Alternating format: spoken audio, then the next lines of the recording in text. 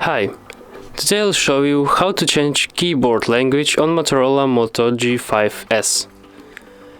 So first of all, let's open the settings, then languages and input, virtual keyboard, Gboard, languages, turn off system languages, and let's choose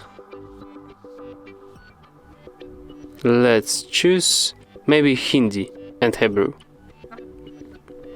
Now let's check it. Skip. So, to change the language, press right here, one time, Hebrew, once again, Hindi.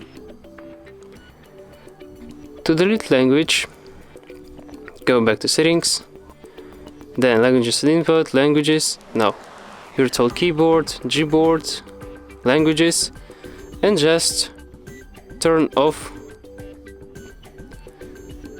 the language, like that. Thanks for watching, press like, subscribe to our channel, and see you next time.